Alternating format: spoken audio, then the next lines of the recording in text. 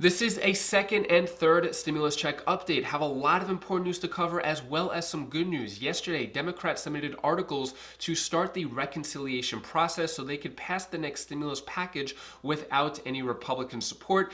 10 Senate Republicans met last night with President Biden regarding the next stimulus package. I'll give you the details of what came out of that meeting as well as 2 clips from Senate Republicans in that meeting. Then I'll answer the questions you leave for me in the comments. I hope you're having a great day so far. If you could do me a quick favor and hit the like button down below, this way YouTube could share this video with more people. Let's start with the good news first. So yesterday, the Democrats took official action with the budget process to make the next stimulus package filibuster proof, basically needing only 51 votes to pass the stimulus package instead of 60, and they don't need any Republican support. So according to the Senate Democrats website, Schumer Pelosi filed joint FY 2021 budget resolution to give Congress additional legislative tool to pass urgently needed COVID relief for the $1.9 trillion stimulus package. So we've heard about this for several weeks, but now there is official action in place which give Democrats all the power if they want to pass the stimulus package completely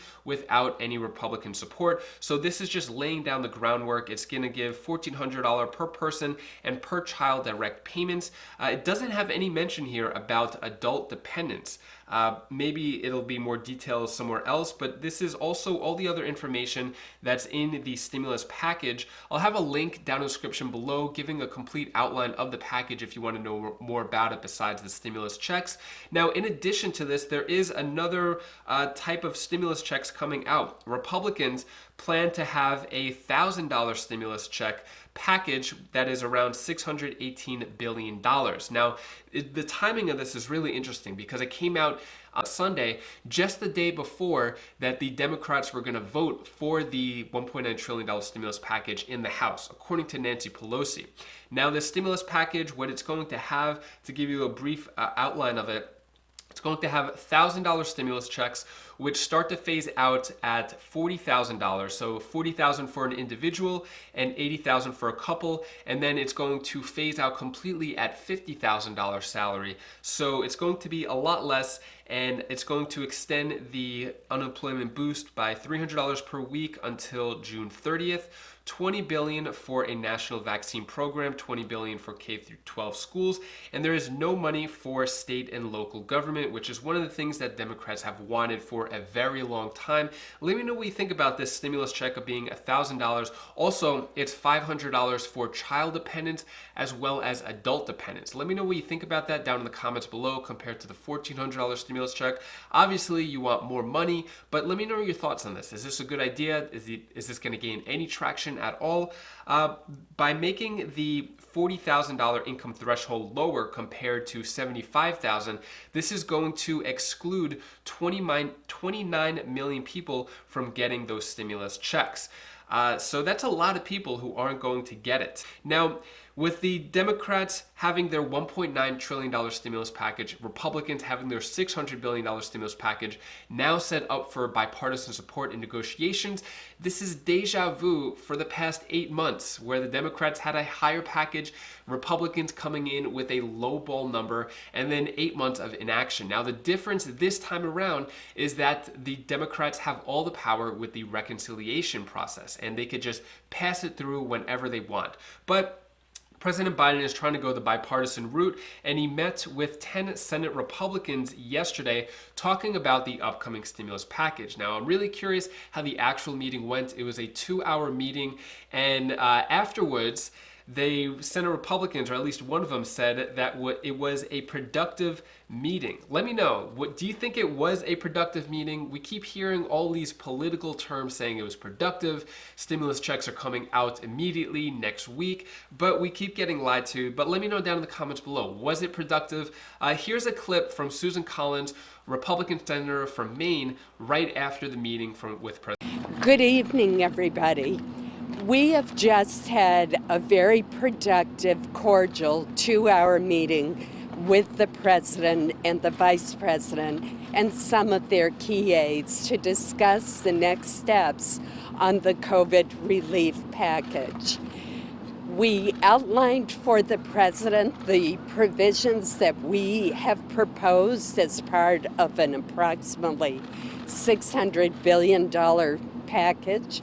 He explained in more depth areas that were not fleshed out as much in the package, the $1.9 trillion package. And it was a very good exchange of views.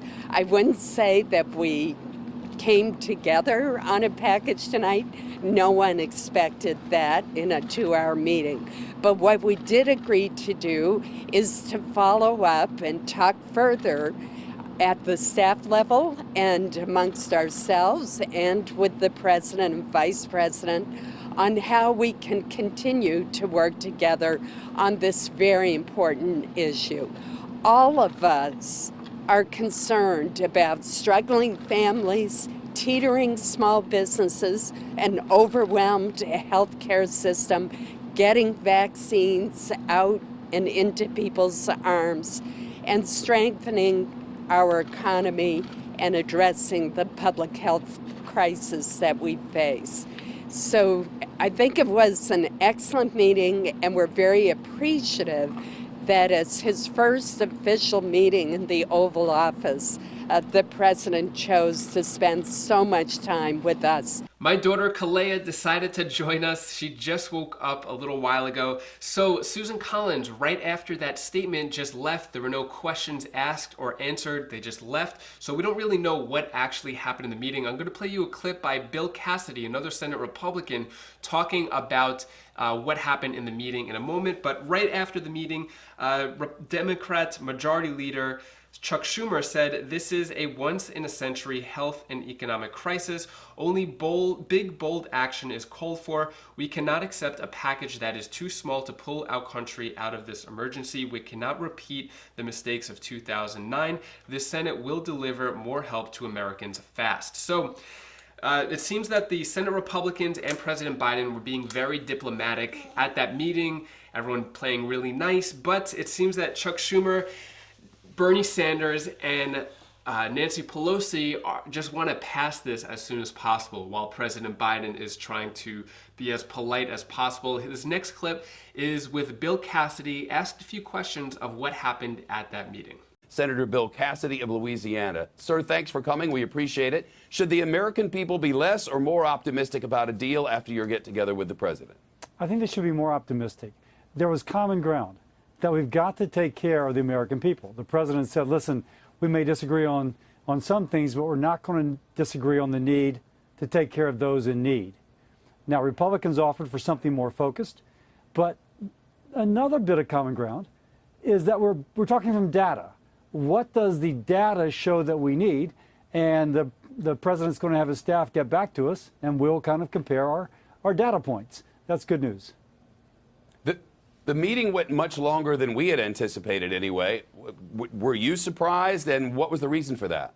I'm not surprised in retrospect. Jerry Moran said at one point, I enjoy talking to people, and the president said, so do I, and everybody laughed, understanding that that's the reputation of both. And so there was a lot that was covered, very respectful and very patient with us, and it was a good meeting. You know, the cynics will look at this and say, well, the Republicans have come in here with this really small number that doesn't help out the cities at all. The Democrats are never going to go for that.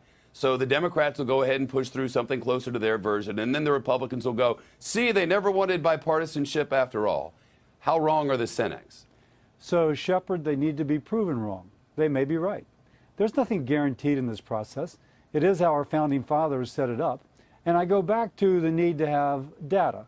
I've been a big advocate for state and local aid, but one of the data points was a recent report from J.P. Morgan using data from the states saying that most states have lost less than 2% of their revenue year over year.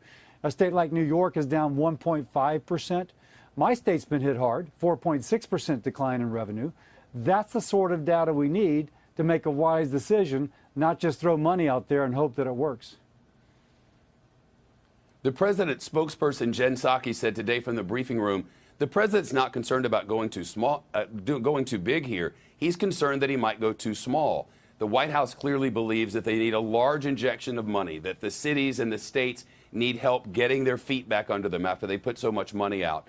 Do you see a world where the two sides can come together, something much bigger than where you are and maybe smaller than where President Biden is? I'd rather say we're going to be driven by data. The CBO is estimating, I think, growth in 2021 is going to be 3.8%. There's a recent survey of Wall Street Journal did of analysts, and it's 4.2%. That's pretty robust growth. If you look at information from the Fed, it shows that credit card delinquencies have gone down, mortgage foreclosures have gone down, savings rates have increased. So if anything, it shows, and that's across all quintiles, if anything, it shows that the American family, through this, has done surprisingly well, undoubtedly related to all the COVID packages we put out. If we're driven by data, we'll come to the right figure. That figure should not be foreordained.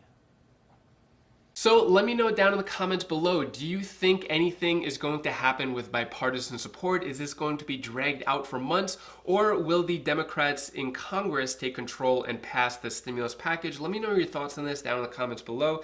Next, I'm going to answer the questions you asked me in the comments. If you want me to answer your question, just type the word question and in the comments and then ask your question. So Gianni Closet asks, can the $600 stimulus be held if you owe court costs or fines? Potentially. We still don't have the full list of what government debts will prevent you from getting the full second stimulus check. But as soon as I find out more information, I'll let you know. Jennifer Sniker asks, my son received the first stimulus by direct deposit. However, he has not received the $600 check yet. What do we do? So for anyone who had a January 6th mail-out date in the Get My Payment tool, it probably still hasn't arrived yet because it's 3 to 4 weeks delivery time according to the IRS website. So there is still time, even if your son received it direct deposit, he may receive it via debit card or paper stimulus check. Next question, Sarah Moran asks, does the Republican letter address dependents in the stimulus package? Yes, so it's saying $500 for child and adult dependents. So if an adult is claimed as a dependent, as the college students and senior citizens were with the past stimulus checks, they will receive $500 under that plan. That is all the stimulus news I have for you today. I gotta feed my daughters, but if you wanna cheer up your day up a bit, here is my daughter Bella's tip of the day. Hi guys, it's Bella tip of the day. I want to tell you the one thing that you should do. Do the things that scare you the most, because that after you do that, you become a better person. Bye. And if you want to keep the positive vibes going and feel in a better mood and just completely uplift your day and change the course of your mood, I recommend clicking this video over here. Want to point over here? Yeah, it's on my Wise Vibes channel. It's how to build confidence and overcome fear in whatever situation you're in. So click that video now and I'll see you in the next video. Take care, be safe. Thank you for watching. Say bye.